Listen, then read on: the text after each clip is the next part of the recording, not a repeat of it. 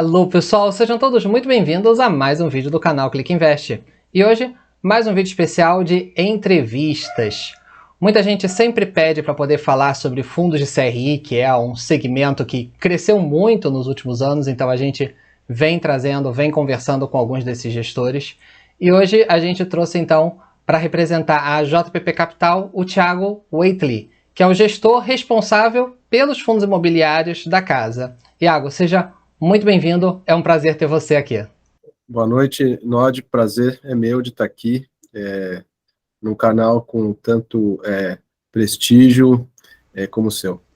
Obrigado mesmo. E assim, claro que muita gente conhece a JPP, mas como tem sempre gente que não te conhece, eu acho que vale a pena então uma pequena apresentação de quem é a JPP Capital e quem é o Iago. Maravilha, vamos lá. Bom, a JPP Capital, ela é uma gestora focada em crédito e no segmento imobiliário. Ela teve origem em 2011 com um grupo de executivos que atuaram nos bancos Boston e Lloyds. 2 anos depois, em 2013, ela foi incorporada pela JPP Gestão, que é um single family office que foi formado pela família Pinheiro após a venda do banco BMC, o Bradesco, em 2007.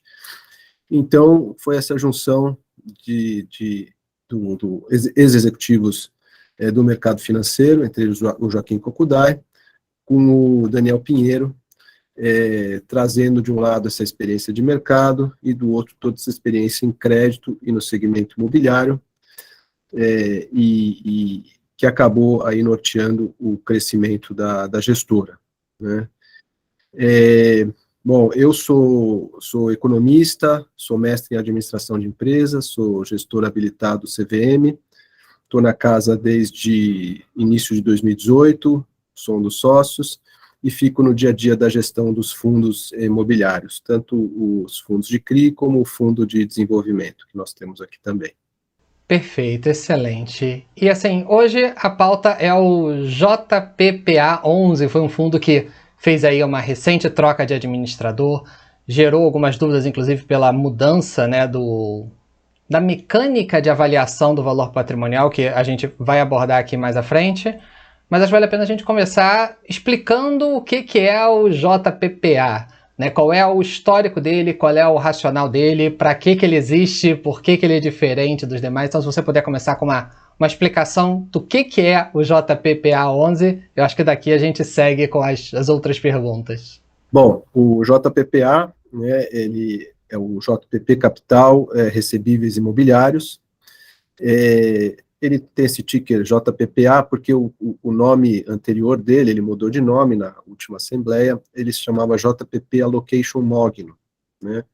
Ele surgiu de uma parceria que nós tivemos com a Mogno Capital, né, a gestora do GFF, que foi uma parceria que nós tivemos no início do fundo. O fundo foi distribuído no FOF e em clientes da Mogno.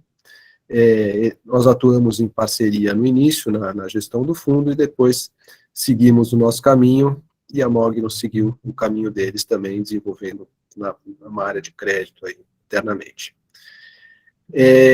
O JPPA é o nosso segundo fundo de CRI, né? Nós temos um outro fundo, o Ouro Invest JPP, ou o JP, nesse caso, uma parceria com a Ouro Invest, também um fundo destinado aí a comprar CRI, né? O JPPA é um fundo que hoje tem um patrimônio de 60 milhões de reais, um fundo que fez 2 emissões, é um fundo que tem cerca de 20 a 25 ativos na carteira, e a ideia se nós dividirmos o segmento aí de fundos de CRI entre aqueles fundos que compram aqueles papéis com uma classificação de crédito maior, né, os fundos high grade, né? Então a gente tem esses fundos aqui, tem aqueles fundos que buscam uma taxa de retorno bem mais alta, os fundos high yield, e algo no meio que você pode chamar de balanceados, mid risk, enfim, e é nesse segmento que estão os nossos fundos, digamos, o OJP mais aqui na base, e o JPPA um pouco mais apimentado, um pouco mais perto aqui dos fundos high yield. Perfeito. Então, já que você falou sobre a mudança de nome, que foi uma das pautas discutidas aí nessa última assembleia, então houve uma separação então entre vocês e a Mogno. A Mogno, então, ela ajudou o fundo até um certo ponto, e a partir de agora essa associação, essa ligação terminou, e agora o fundo é um fundo 100% com DNA da JPP, tô correto? Tá correto, é isso aí, gestão toda aqui dentro de casa. Perfeito. E tem alguma operação que, vamos dizer, algum CRI que às vezes aparece aí na esteira de vocês e que os dois fundos investem juntos, e como que vocês fazem essa divisão, ou não? Ou a operação vai para o AUJP ou vai para o JPPA, e como é que se divide isso, ou não dá para entrar a operação, tem operação que encaixa nos dois perfis? Como é que é essa concorrência, entre aspas, ou não, entre os dois fundos? Excelente. Bom, o OJP, né, a meta de retorno, de remuneração que ele busca nas operações no intervalo de 200 a 500 pontos acima da NTNB equivalente, né? Então, se a NTNB é 5, né, inflação mais 5, vão ser de 200 a 500 pontos acima desses 5, né? Então, na média, está falando aí de 350 pontos acima da NTNB. O JPPA, ele busca um pouco mais de retorno, né? Ele vai de 300 a 600 pontos acima da NTNB. Então, o que acontece? Tem ativos que chegam aqui para nós, ou que nós originamos, que tem mais o perfil do OJP, e tem ativos que tem mais o perfil do JPPA. Nesses casos, a gente só vai olhar isso ou para o JP ou para o JPPA. Agora, tem uma série de ativos que cabem nos dois, né? Nesses casos, quando essa operação passa pelo nosso processo de investimento, né, de análise de crédito, comitê, e é decidida a alocação, aí o que a gente costuma fazer é quebrar de uma forma proporcional ao PL dos fundos, né? Então, o OJP hoje tem 330 milhões de PL, o JPPA tem 60, então a gente quebra a operação nessa proporção. O que você vai ver hoje, né, na prática, de diferente é que, além dessas operações em que há uma interseção, né, que tem nas duas carteiras, você tem algumas operações com emissores, com devedores, com risco de crédito, com uma nota de crédito mais elevada, que você só acha no OJP, então, por exemplo, o Grupo Mateus, Aliança Sonai, nomes aí conhecidos, né, do público em geral. E, enquanto, ao mesmo tempo, no JPPA você tem alguma outra operação com uma estrutura robusta, mas buscando uma taxa mais alta de um devedor menos conhecido. Entendi. E você falou sobre questão de originação. Tem bastante operação dentro do JPPA que é originada por vocês, pelo que eu acompanho do fundo, pelo menos é isso que eu entendi. Eu estou correto? É realmente isso? É 100% originado de vocês? Tem coisa que é originada de fora, mas que vocês é que ancoram? Tem coisa que vocês compram ali no mercado secundário? Hoje, assim, dentro do fundo de uma maneira geral, de onde que vem esses papéis que ele tem hoje? Não, você está correto, nós originamos operações também. O que acontece, quando eu, né, lá atrás, né, quando nós começamos os fundos, né, era um momento de mercado bem diferente, né, você ficava sentado esperando o telefone tocar ou aparecer um e-mail com uma operação, e vinham mais operações do que nós necessitávamos, né, do que a capacidade dos fundos, e a gente analisava isso, levava para comitê e alocava o fundo. Com o passar do tempo e com o período de explosão, digamos assim, dos fundos de CRI, né, com todas as emissões que ocorreram, essas operações que vinham do mercado deixaram de ser suficientes para encher uma carteira, né, encher um fundo. Então, não só nós, como muitas outras gestoras, passaram a ter que se mexer e ir atrás de operações. Então, hoje nós temos pessoas aqui no time dedicadas a ir para a rua, visitar devedores, visitar empresas, explicar como funciona o CRI, enfim, e originar operações e apresentar aqui para o fundo. E aí, essas operações, sejam elas vindo desse nosso esforço interno de originação ou de terceiros, elas entram na mesma esteira, digamos assim, né? Que é o processo, aquele filtro inicial, é aquela conversa entre a gente, depois é o trabalho do crédito, todo aquele trabalho detalhado de análise de balanço, análise societária, visita, conhecer o empresário, o projeto, etc. E isso acaba indo parar no nosso comitê de investimentos, onde a gente decide ou não pela alocação. E esse comitê de investimentos hoje é composto por quantas pessoas? É você? Quem mais está ali? Como é que é esse processo de decisão dentro desse comitê? É por unanimidade? É majoritário? Como é que é, em geral, esse processo? Nord, esse processo é sempre por unanimidade, né? E aqui tem uma diferença importante entre os fundos, é que no caso do OJP, nesse comitê, além dos representantes da JPP Capital, tem também representantes da Urinvest, agora Fator Ori, né? Enquanto no comitê do JPPA somos só nós, quem participa do comitê é o Daniel Pinheiro, que é o CEO da gestora, o Joaquim Kokudai, que é o CIO da gestora, eu participo, o Guilherme Seneghini e a Isis da parte de crédito, e aqui a gente junta todas as experiências internas aqui necessárias para esse tipo de decisão.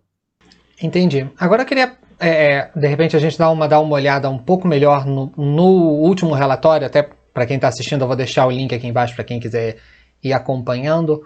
No relatório tem um gráfico que vocês colocam ali a composição em segmentos dos CRIs, e ali cerca de 60%, um pouquinho mais, vocês colocam que é parte incorporação e parte loteamento, que é um segmento que vem, que hoje está mais na moda, digamos assim, apareceu muita operação, muito fundo de CRI dentro desse segmento, focado nesse segmento nos últimos anos, mas geralmente os fundos colocam isso como um risco pulverizado, né? Geralmente nessa classificação dos relatórios, esse tipo de operação aparece como pulverizado. Já no relatório do JPPA, 80% da composição está como risco corporativo e bem menos como risco pulverizado. Então, como é que vocês fazem essa medição, ou por que vocês definem, ou como vocês definem o que é risco pulverizado, o que é risco corporativo, por que o JPPA tem essa composição, digamos, diferente do que a gente vê de outros fundos de loteamento, propriedade, que colocam como pulverizado e vocês colocam como corporativo? Onde está essa diferença? Ou é só uma questão de nomenclatura, uma forma de enxergar diferente? Olha, aqui vai das características de cada operação, né? Eu não saberia te dizer se o nosso entendimento é diferente do de outras casas, mas o que nós entendemos por pulverizado e por um risco concentrado é o seguinte, né? Imagina que você tem um loteamento, foi lá, vendeu 300 lotes, então você tem os recebíveis desses 300 lotes, e isso vira o lastro de uma operação, mas de forma que esses compradores de lote, eles vão pagar, agora, ao invés de pagar a empresa que desenvolveu o loteamento, eles vão pagar a operação, e essa empresa que desenvolveu o loteamento não tem mais nenhuma ligação, nenhuma obrigação referente a essa carteira, né? Essa é uma true sale que a gente fala, né? Ou seja, se aquele devedor não pagar, né, não adianta eu ir bater na porta dessa consultora, dessa loteadora, porque ele vai falar, não tem mais nada a ver com isso, eu te vendi a carteira e o teu risco é pulverizado, o teu risco é desses investidores, desses compradores. Desculpe. Agora, imagina a situação em que eu comprei um CRI, que o lastro ele tem ali como garantia recebíveis de um edifício que está sendo construído, digamos, aqui em São Paulo. Tem como a operação cedeu os recebíveis tanto do que já foi vendido, como do que ainda será vendido, mas de uma forma que, assim, se amanhã esse comprador não pagar, eu tenho o direito, né, de ir lá bater na porta dessa incorporadora e executar a garantia, né? Ela pode ser avalista da operação, de ir lá atrás desse aval, executar, se tiver alienação fiduciária, executar os imóveis. Quer dizer, num dos casos, né, no primeiro caso que eu falei, eu estava correndo o risco daqueles 300 compradores, e aqui, por mais que ela tenha vendido, sei lá, 150 apartamentos e eu tenha esses recebíveis, eu estou correndo o risco dela, né? Em última instância, o risco é essa incorporadora. Então, nesse caso, é um risco concentrado, por isso que a gente chama de risco corporativo dessa empresa. Entendi. Então, para ver se eu entendi e ajudar o entendimento do público. Então, vamos dizer, o primeiro que tem a obrigação de pagar é o comprador, é o mutuário, é aquela pessoa que assumiu aquele parcelamento junto à construtora, à loteadora, etc. Essa operação é que você está securitizando. Mas, se ele não paga, você tem a construtora, a loteadora que entra como se fosse uma espécie de um fiador. Ele tem a obrigação de te pagar aquele CRI, aquela parcela, e depois a loteadora, a construtora é que vai correr atrás, é que vai renegociar, etc. Vira problema dela a partir daquele momento. É isso mesmo? Tá razoavelmente clara a minha explicação? Isso. Se o problema é dela, o risco é corporativo. Se o problema é de cada mutuário, se eu vou ter que cobrar cada mutuário, aí o risco é pulverizado. Entendi. E no próprio relatório, claro, você também coloca lá a composição de indexadores, né? Onde o grosso é inflação, mais IPCA, um pouco menos de GPM, uma parte pequenininha de CDI. E a gente está aqui nas últimas semanas, né, com 1000 discussões no mercado sobre a deflação, né? Tivemos uma deflação divulgada recentemente, outra provavelmente a ser divulgada, e muita gente, claro, está preocupada com os fundos de CRI sobre como essa deflação pode afetar a distribuição de rendimentos, o que pode acontecer, todo tipo de previsão mais apocalíptica possível, uma em cima da outra. Então, queria saber de alguém que é um gestor, alguém que está nesse mercado. Essa deflação para vocês significa alguma coisa? Gera algum tipo de mudança de rumos, mudança de planejamento? Ou é só um solavanco, digamos assim, momentâneo, mas o habitat natural da inflação no Brasil não é a deflação e isso se regulariza dentro de uma normalidade já previsível para vocês? Bom, só antes uma correção, Nod, os fundos têm cerca de 1/3 em CDI e 2/3 em inflação. Né? Então, nós temos uma exposição ao CDI também. Bom, a deflação, né, ela não veio para ficar. Né? Nós tivemos deflação tivemos uma... Quer dizer, para um economista mais aqui rigoroso, para você chamar de deflação, você deveria ter esse processo durante um longo período, né?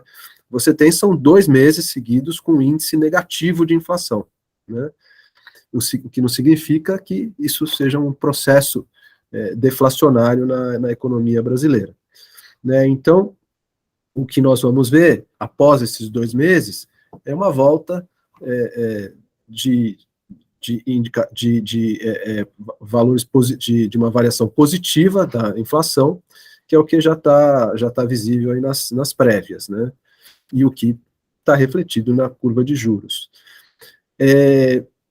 Os CRIs, né, indexados à inflação, Obviamente, se você tem uma inflação negativa, isso vai marcar para baixo o PU, né, o preço desse ativo, né?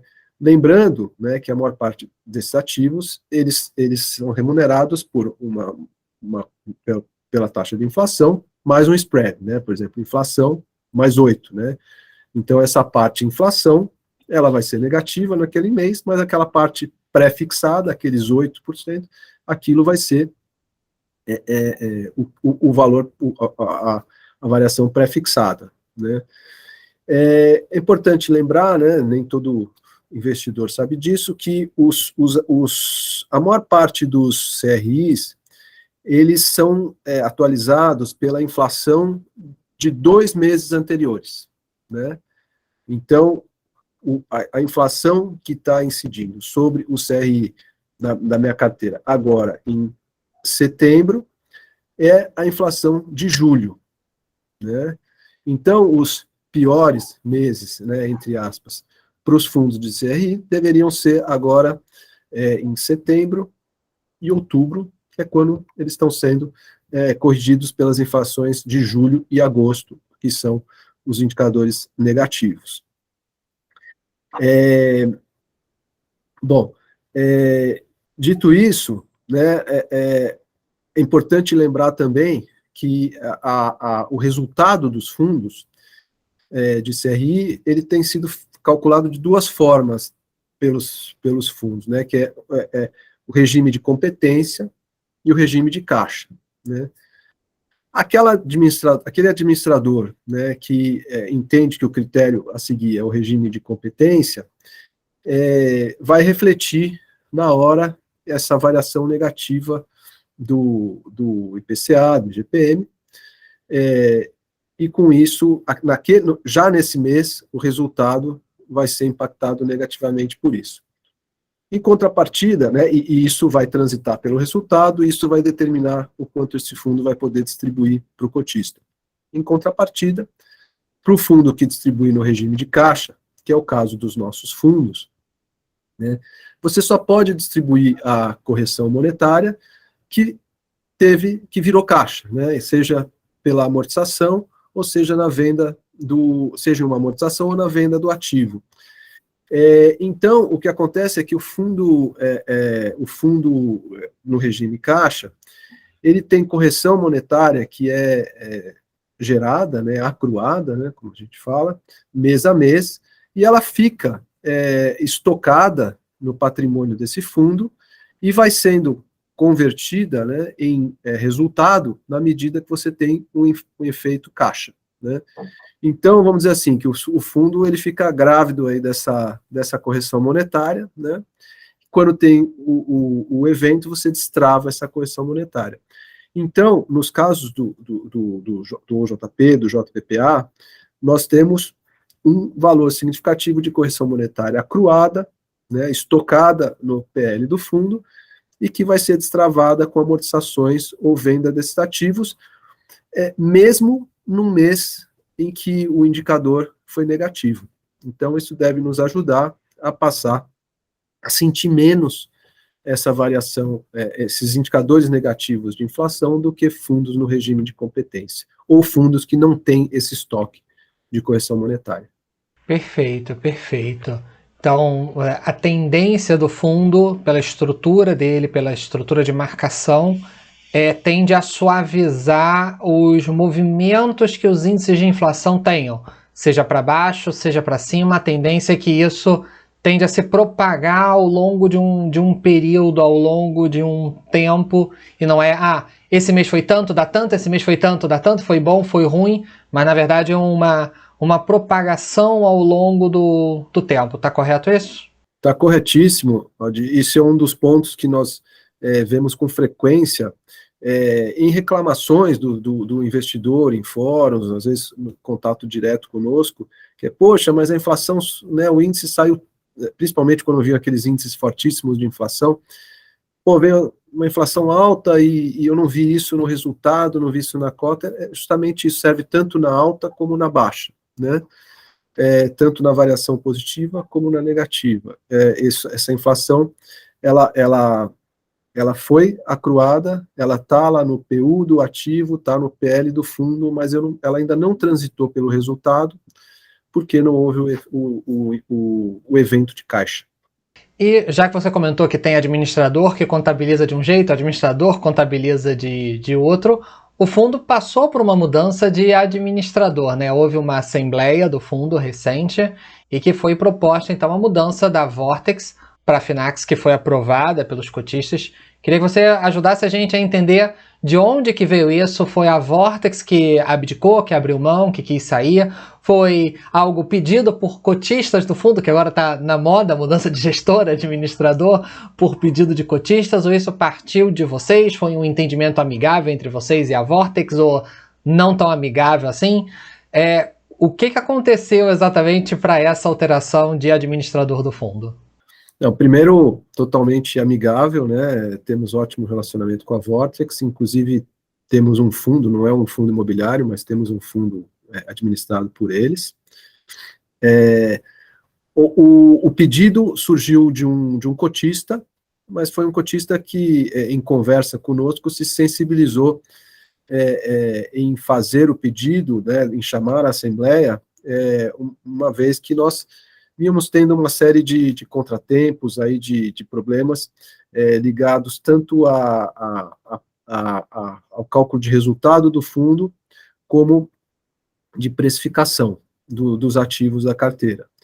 Então, acho que foi uma mudança importante, né, porque, ao mesmo tempo, o nosso outro fundo de CRI, ou JP, né, ele já estava na Finaxis, né, então, com o JPPA mudando para a Finaxis, isso traz uma série de benefícios no dia a dia do fundo, né, por exemplo, toda operação que você tem que fazer, você tem que apresentar para o administrador, para ele te dar o ok, o sinal verde para você prosseguir.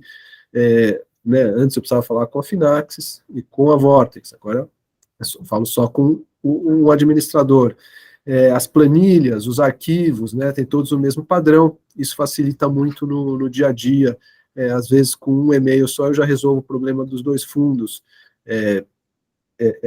Essa questão aí de agilidade melhorou bastante.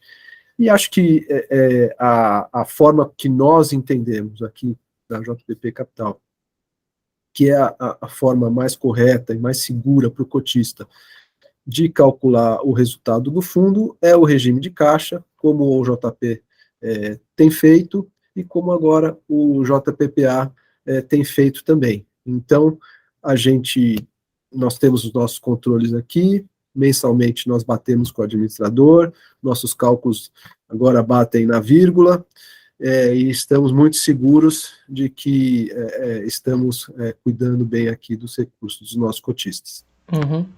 Entendi. E no relatório também, né, uma coisa que também chamou a atenção do mercado aí de uma forma bastante importante foi a queda do valor patrimonial da cota, que girava ali ao redor de R$106, um pouquinho mais, um pouquinho menos, sempre, claro, mês a mês isso altera, mas ela teve uma remarcação abrupta, né, aí para perto de 100 cravado, digamos assim, né, R$100 e alguns centavos, e no relatório vocês justificam que isso se deve por uma mudança, né, na metodologia de precificação, porque cada administrador precifica isso diferente, mas o que isso significa na prática? Porque quando o mercado às vezes vê uma queda de valor patrimonial, num momento de uma Selic que está arrancando, que está disparando, ou numa mudança no perfil de risco da carteira, mas a carteira continua sendo a mesma, só trocou o administrador. Como é que isso aconteceu, ou quais são as diferenças, claro, de uma forma simplificada, resumida, da metodologia anterior do antigo administrador para essa metodologia hoje da Finax? O que isso muda na prática? Tá. A Finaxis talvez seja um pouco mais conservadora, né, na precificação dos ativos da carteira. Como que ela faz essa precificação? Né? Ela pega, no dia que você comprou o ativo, né, pela primeira vez, aquele CRI pela primeira vez, ela vê qual que era a NTNB para aquela duration, qual que era o spread em relação à NTNB, que você, que estava incorporado, que você pagou nesse papel, né, qual que era o prêmio de crédito desse papel, e ela aplica, né, e dia a dia a NTNB vai mudando, mas ela mantém esse prêmio de crédito constante, de forma que se a NTNB sai de inflação mais 3 para inflação mais 6, né, esse seu ativo que você estava lá prefiscado, a NTNB mais 300 pontos, vai subir mais 300 pontos, né, em vez de ser sobre o 3, vai ser sobre o 6. Então vai passar para a inflação mais 9. E com isso você tem uma queda do PU, a sua carteira perde valor. Digamos que aqui você tem a Finaxis um pouco mais conservadora, né, principalmente em alguns ativos lá que ela entende que o risco de crédito é maior, então ela aplicou um prêmio em relação a B maior do que o antigo administrador, e resolveu algumas inconsistências, alguns ativos que estavam com problema de cálculo, que quando você tem uma amortização, né, o PU do ativo, ele vai crescendo na medida que vem a correção monetária, né? Então, se você tem uma amortização, você tira esse valor que foi amortizado.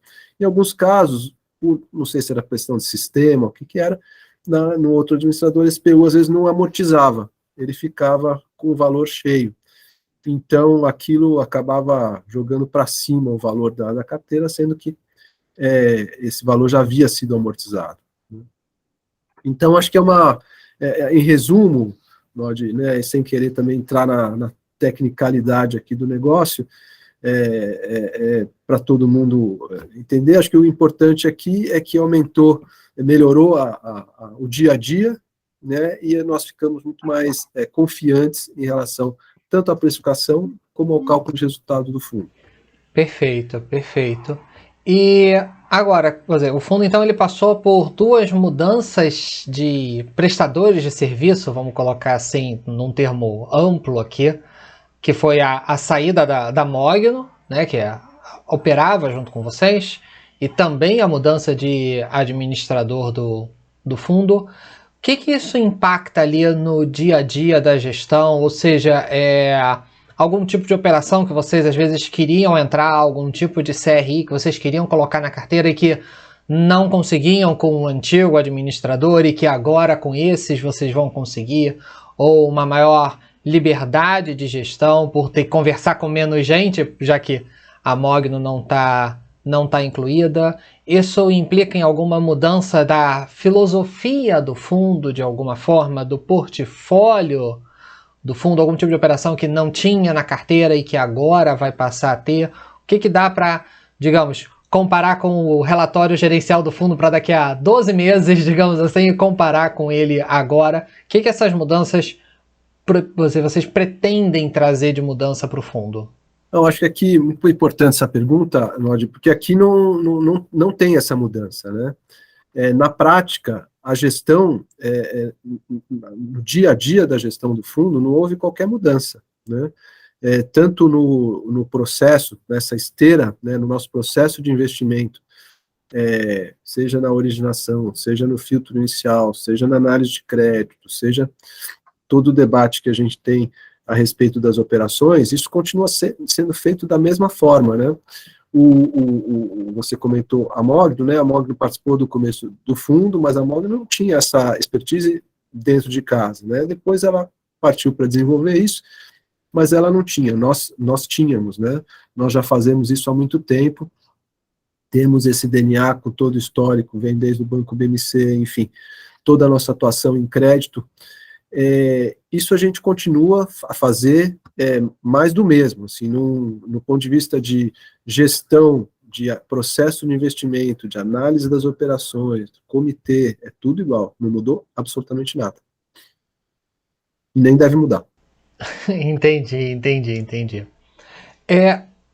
Uma pergunta, tem muita gente, né, para quem o valor patrimonial é algo sagrado, quase que sacrossanto, inquestionável, e uma emissão abaixo do VP é um pecado mortal, é algo impensado, algo inadmissível.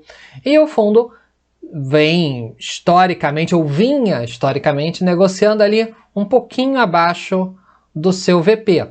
O patamar de preço não se alterou, mas o patamar do VP alterou bastante. Então, considerando que existe uma fatia importante do público que não admite uma emissão abaixo do VP, e agora, apesar do fundo não ter mudado o seu preço, nem o seu portfólio, na publicação oficial do VP, hoje ele está negociando com um ágio em relação ao novo valor patrimonial, esse tipo de crítica, esse tipo de resmungar, digamos assim, fica diluído, porque afinal de contas, agora, formalmente, está negociando acima do VP, o que facilitaria uma emissão.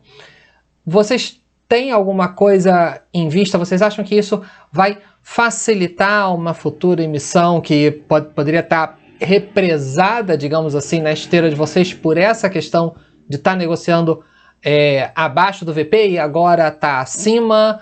O que isso pode impactar? Tem gente até que, me perdoa até a pergunta longa, mas tem gente que até disse que a mudança de administrador foi para exatamente rebaixar o VP para gerar uma nova emissão, para quebrar o argumento de não estar abaixo do VP. O que isso muda, digamos assim, numa possível nova emissão do fundo? Como essa informação desse novo VP entra na estratégia de vocês? Nod, bom, primeiro, a mudança de administrador não foi para mudar o VP, né? A mudança do VP foi uma consequência da mudança do administrador, e como eu gostaria de que ficasse bem claro aqui para todo o público que está nos ouvindo, né? O VP agora reflete muito mais claramente o valor dos ativos na carteira do fundo do que o VP anterior à mudança do administrador. Sim, entendo que o desconto do valor patrimonial em relação ao preço de tela, ele favorece, né, ele contribui para uma oferta. Acho que o fundo, no tamanho atual, seria saudável para o fundo e para os cotistas um crescimento, né? Mas mais importante do que isso, né, é que hoje, né, nós temos oportunidades sendo originadas internamente, e mesmo até algumas operações que chegam por terceiros, muito boas, né? E que nós gostaríamos de aproveitar. Achamos que é um bom momento para se alocar em operações de CRI, né? Em função das condições, né, da conjuntura, tanto da economia, curva de juros, condições aí de liquidez do mercado de crédito, a gente vê hoje as operações com o mesmo risco de uma operação há 12 meses atrás, com uma taxa mais alta, né? Então, assim, é um bom momento para alocar, rechear o fundo aí com boas operações, e para isso uma emissão seria bem-vinda. Perfeito. E assim, claro que eu não gosto de usar a palavra guidance, eu sempre falo isso em todas as entrevistas, porque eu sei que guidance traz um formalismo, traz um rigor técnico que não cabe aqui nessa entrevista, então eu sempre gosto de mudar a pergunta e falar assim, hoje no teu coração, qual seria assim, digamos, nos segmentos de CRI, no que tem na esteira de vocês, ou no que poderia entrar na esteira, supondo que o fundo tivesse um valor, seja porque entrou uma emissão, ou pelo próprio fluxo de amortização normal dos próprios CRIs, então que todo fundo CRI tem que estar sempre prospectando alguma coisa, porque tem sempre dinheiro entrando no caixa. Hoje, assim, para onde o teu coração está olhando, assim, na questão de segmentos, alguma mudança, ou algum segmento que você está olhando, de repente, com um pouco mais de carinho, ou alguma mudança de indexadores, aumentar a CDI ou não aumentar a CDI. Se tivesse hoje o dinheiro na mão, um dinheiro forte, para onde o teu coração ia olhar as primeiras operações, digamos assim? Bom, acho que Primeiro, né, acho que o risco de crédito, né, o risco e retorno da operação, né, o quanto ela paga versus o risco de crédito, isso estando adequado, né, o que vai nortear a nossa decisão por uma alocação, né? Então isso é anterior à decisão se vai ser em CDI ou se vai ser em IPCA ou IGPM, né? Hoje, em operações curtas, nós temos preferido o CDI. Em operações longas, nós temos preferido inflação. Em relação a segmento, como você mesmo comentou antes, nós temos alguma concentração no segmento de incorporação, e o que é bom, porque é um segmento que nós conhecemos bem, que nós estamos presentes, originando operações e temos bastante experiência, mas tem surgido operações interessantes em outros segmentos também, com destaque para o segmento de varejo, né? O que ajudaria a dar uma diversificação interessante no perfil de risco da carteira. Entendi. Quando você diz de melhora no perfil de risco, eu posso entender como a gente vem vendo em alguns outros fundos também, esses fundos mais balanceados, mais middle risk. Hoje, com a taxa de juros tão alta, dá conforto de repente pegar uma operação que de repente nem paga tanto assim acima da NTNB, mas com a NTNB já tão alta, já dá uma remuneração legal e a gente consegue baixar o perfil de risco, trabalhar com uma operação um pouquinho mais premium e mesmo assim extrair uma remuneração legal. É por aí que teu coração tá? É por aí, é isso aí. Perfeito, perfeito. Poxa, Thiago, eu quero agradecer muito aí a tua disponibilidade, o teu tempo. Deixar aí para você dar as últimas palavras, algum ponto que você acha que vale a pena o pessoal prestar atenção no fundo, que ainda, de repente, o pessoal ainda não conhece, alguma característica, alguma coisa que você acha que a gente não tratou aqui que vale a pena ser destacado. Deixo para você aí as últimas palavras. Nodi, eu só tenho a agradecer a oportunidade, né, em nome aqui da gestora, falar que a gente faz um trabalho muito sério aqui, né, com muito rigor em todas as etapas do processo de investimentos, é o que a gente faz desde o começo dos fundos e é o que a gente vai continuar fazendo, né. Temos visto muitas oportunidades no mercado, gostaríamos de aproveitar, e acho que seria muito bom, né, muito interessante para o cotista. Isso, estamos à disposição, estamos aqui também abertos para conversar diretamente com quem quiser nos procurar, e mais uma vez agradecer aí o teu convite. Poxa, obrigado. E assim, quem quiser de repente interagir direto com vocês, que ficou com alguma dúvida, que quer tirar uma dúvida, qual é a melhor forma de ter contato com vocês? É por e-mail? É pelas redes sociais? Qual é o e-mail? Como é que é a forma mais fácil das pessoas baterem um papo com vocês, tirarem uma dúvida, esclarecer alguma questão? Acho que por e-mail é mais fácil. O e-mail é ri@jppcapital.com.br. Provavelmente quem vai te atender vai ser a Suzy, né? E ela e o James são os responsáveis aqui pelo RI distribuição da casa. Então entre em contato com a gente e dependendo aí da demanda, a gente pode marcar uma conversa. Perfeito, excelente. Já deixo aqui o depoimento, que eu tenho contato mais diretamente às vezes que eu precisei, sempre foi com a Suzy, ela é um amor de pessoa, então já deixo a dica para quem quiser. O pessoal do RI faz um excelente trabalho na JPP, então o e-mail está aí, é o mesmo e-mail que está também no relatório gerencial, para quem quiser é só abrir lá, tá lá o e-mail para tirar qualquer dúvida. Novamente agradeço muitíssimo ao Iago, a Suzy, ao James, a todo o pessoal aí por ter marcado aí essa disponibilidade, essa entrevista. E claro, agradeço a você que está assistindo aqui, que assistiu com a gente até aqui.